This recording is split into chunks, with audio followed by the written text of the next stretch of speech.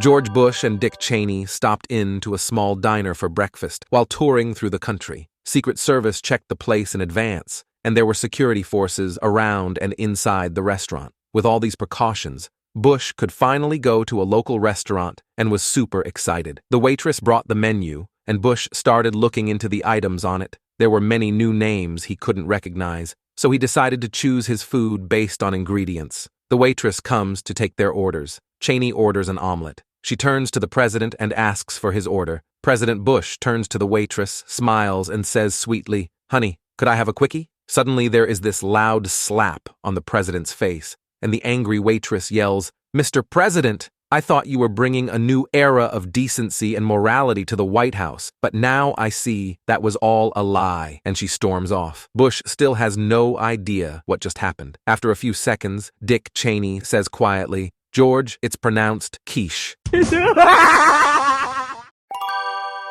God summons 3 presidents, Biden, Xi, and Putin, for an important announcement. After a long, stressful pause, God tells them, "You're here because an important event is about to end humanity. I want you to go and tell your people that in 2 weeks the world will end." Biden returns to the U.S. and White House organizes a press conference. In the presence of reporters from all major media, Biden says, "I have 2 pieces of news. One is good and the other is bad. The good news is that God exists. The bad news," and like this, he forgets the rest of his speech. Xi returns to China, and the Communist Party organizes a press conference. He talks to reporters and explains, "I have 2 pieces of news. One is bad, and the other is even worse. The bad news is that God exists. The worst news is that in 2 weeks, the world will end." Putin returns to Russia and says to reporters, "I have 2 pieces of good news. First is that God himself recognized me as president, and the second is that I'll rule until the end of the world."